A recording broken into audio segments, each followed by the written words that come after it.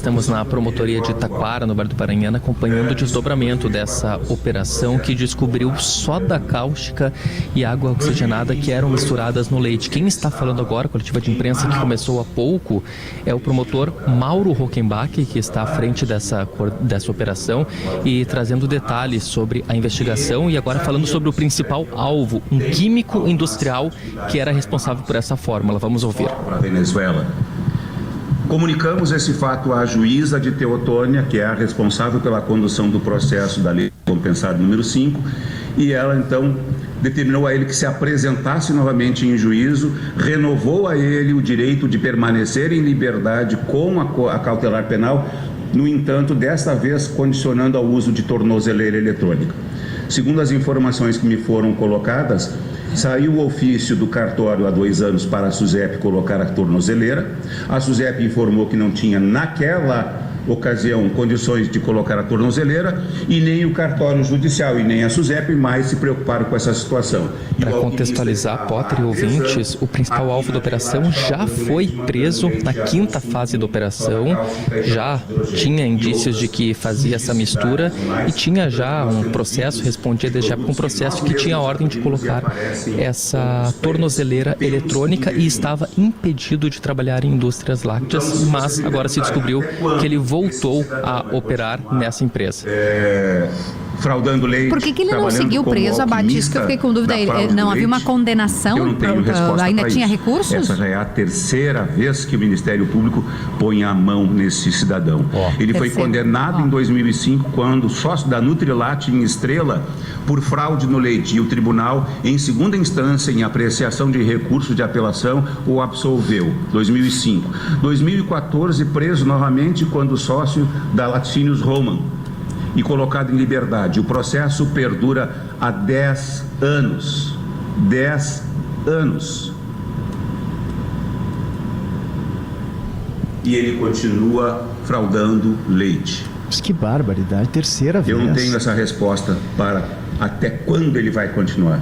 Eu tenho a afirmação a vocês de que eu vou continuar investigando ele.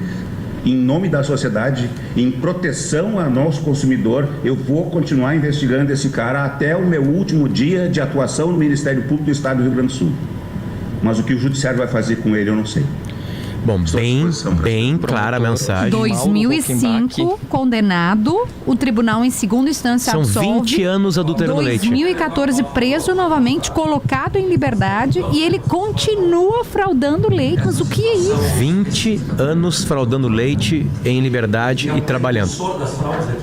Esse foi um desabafo até muito forte do promotor Mauro Rockenbach. Ainda na sua explanação inicial não iniciou a dar os detalhes dessa investigação e agora a palavra passa para o promotor Alcindo Bastos, que é da defesa do consumidor, e volta a falar desse homem que ficou conhecido como alquimista. Lembrando, foi preso em 2014, já havia sido alvo de operação em 2005 e os promotores afirmam que não sabem o que vai acontecer com ele, mas que se depender do Ministério Público vão seguir investigando e prendendo esse químico investigado por criar a fórmula de adulteração do leite. São fora da área física do laticínio, ou seja, desconhecimento da fiscalização, toneladas de produtos vencidos, várias toneladas que o pessoal ainda não conseguiu contabilizar. Produtos vencidos, produtos estragados, produtos devolvidos de distribuidoras de outros laticínios, produtos que não entram na composição do leite, estavam distribuídos e armazenados nesses 2 depósitos clandestinos.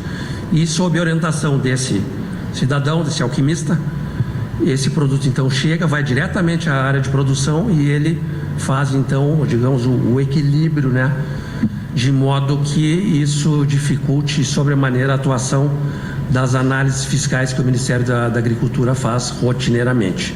Ele consegue, através da adição de vários estabilizantes, né, como a soda cáustica e o peróxido, que a gente viu com maior utilização, ele deixa esse produto de modo que, às vezes, as análises técnicas não consigam, ali na natureza dos produtos, a serem produtos extremamente voláteis, né, já ter essa dificuldade natural, ainda podem passar desapercebidos. Mas, como a gente sabe, o leite é um produto É um circuito fechado e o produto que entra na composição do leite, ele não sai. Ele fica lá até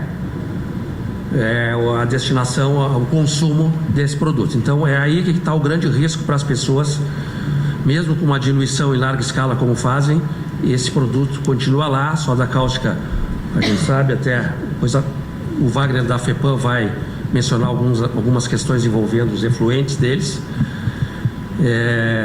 Contém metais pesados, né? Metais pesados como o mercúrio, por exemplo, que a gente sabe que é cancerígeno, e o próprio peróxido. Nada disso entra naturalmente na composição do leite. Então, ao longo aí da manhã, né, e pelo jeito vamos praticamente todo dia PG e Kelly, a gente não precisa nem e abate, a gente não precisa nem opinar. A simples fala da informação do Ministério Público é caótico, né? A simples fala é caótica. Tu só de ouvir... Um aspecto, Potter, que eu acho que precisa ser sublinhado, Kelly, que é o seguinte, embora esse cidadão aí tenha sido preso outras 2 vezes, né, agora é a terceira, claramente fica muito evidente que existe mesmo assim uma sensação de impunidade aí, né? Porque ele volta a delinquir, quer dizer, a reincidência dele, ela é frequente porque, claro, o retorno econômico, acredito eu, que ele tem com esse tipo de esquema fraudulento é maior do que o risco que eventualmente ele corre ele encara a prisão como um contratempo técnico, é isso que eu quero dizer. A prisão não é para ele algo que o impede definitivamente de continuar delinquindo, de cometendo esse crime. É um contratempo. Bom, é do jogo. Aí ele é preso um pouquinho aqui, um pouquinho ali, um pouquinho e volta. Então a gente tem um problema aí também, e acho que isso não pode ser dourada a pílula de punição, de fato, né? De que essas pessoas não se sintam livres para continuar delinquindo. Tem um problema aqui no sistema punitivo, porque um cara desse não pode estar solto, Kelly. O cara dando leite podre para criança. Esses caras participavam de licitação em escolas, em que esse leite com soda cáustica e água oxigenada. Mas que isso? O cara tá aí. Então a prisão é um contratempo técnico. Não pode ser assim. A prisão precisa ser um impeditivo, de fato, para que ele volte a delinquir. Não está sendo. Abate. Até para a gente contextualizar os nossos ouvintes, estou falando baixinho que eu estou aqui no fundo da coletiva de imprensa que está em andamento, ainda não atrapalhar os demais colegas. Mas por que essa mistura? Não era uma mistura simplesmente por maldade, era para ou ampliar a produção do leite, aumentar essa receita, ou como foi agora revelado pelos mascarar produtos estragados, vencidos. Produtos estragados. Por exemplo, o leite ele tem uma cadeia muitas vezes de produção que envolve longos deslocamentos, um produto que pode chegar vencido, azedo na fábrica. Então, o que este químico, o alquimista, como era chamado, criou? Ele criou um método, uma mistura, usando soda cáustica e água oxigenada para mascarar essa acidez, mascarar esse azedo do leite. Então, um leite que poderia ser perdido, teria que ser descartado até pela fiscalização, acabava recebendo esses aditivos para poder ser envasado, embalado e depois revendido. E o que chama atenção, Potter, até depois eu vou tentar mostrar imagens para os nossos ouvintes, assim que terminar a coletiva de imprensa, os agentes aprenderam a fórmula da mistura, está na mesa dos promotores. Se a acidez estiver X, acrescentar Y de soda cáustica. Isso está escrito e estava na empresa para dar orientação. Abate, eu preciso que você repita a empresa, porque muita gente, assim como eu estava acompanhando o noticiário hoje de manhã, claro que a gente já está noticiando há algum tempo, mas as pessoas querem saber a empresa e a marca de leite, porque o leite é um alimento muito consumido, né? Não só na forma de leite, mas coloca numa receita, num bolo, numa comida, enfim. Que empresa e que marca é essa? Kelly, até porque não é apenas o leite de caixinha, mas também o leite em pó, composto lácteo, soro do leite. A empresa é a Dielate, uma empresa com sede em Taquara, no Vale do Paranhana. Ela tem um outro nome que usa também para concorrer em licitações, como o caso dessas escolas infantis que compraram dessa empresa em São Paulo, também na Venezuela, e que é a Agrovita. Mas o nome comercial, como as pessoas encontram no mercado esse leite, geralmente é com o nome Mega Milk. É uma caixinha vermelha para o leite integral, azul para outros tipos de leite, verde também, mas se trata da empresa Mega Milk, que produz o leite integral normal, semi-desnatado, leite em pó e também outros derivados lácteos. E a gente está falando, é importante lembrar também, porque o Abate já trouxe essa informação de que esta empresa participava e vencia várias licitações, inclusive para merenda, né? Para as escolas, para prefeituras, para cidades que compravam esse leite e ofereciam para as crianças. Escolas de São Paulo, né? E estão lutando numa licitação, não sei o que acontece exatamente agora no processo de licitação, né? Não sei se então, isso entra aí. assim, é uma barbárie pensar que crianças recebiam isso como alimento e vamos ao dado de realidade, né? Potter, Abate, PG, crianças em situação de vulnerabilidade, às vezes a única refeição que fazem é na escola, o único alimento, elas vão para a escola e tem ali a possibilidade de se alimentar, eu quero fazer uma pergunta bem clara, assim, a quem julgou o homem, né? Estou indo já diretamente no Tribunal de Justiça, né? Qual é se está comprovado que uma pessoa mexeu na fórmula do leite 2 vezes, né? 2005 e 2014. 2014 ele foi condenado em 2005, o tribunal o absolve em segunda instância, segundo o promotor. 2014 é preso novamente e é colocado em liberdade e esse processo perdura 10 anos. Qual é a argumentação, certo, de um tribunal de liberar essa pessoa? Qual é o texto usado? Me ajuda, PG e Kelly, me ajudem. Qual é o texto usado? O que eu posso dizer, já que eu tenho provas cabais, né, de que o cara está adulterando leite? Claro, a gente precisa entender o caso específico, né, Potter? E acho que precisa ser feita esse levantamento, entender o que houve de lá para cá, que essa pessoa não foi punida da maneira como deveria ser, né? Mas me parece muito evidente que as punições, as penas aqui para esse tipo de crime são baixas. Porque os conselhos conseguiram, né? O conselho impediu ele de trabalhar com química. Então a empresa sabia do currículo dele.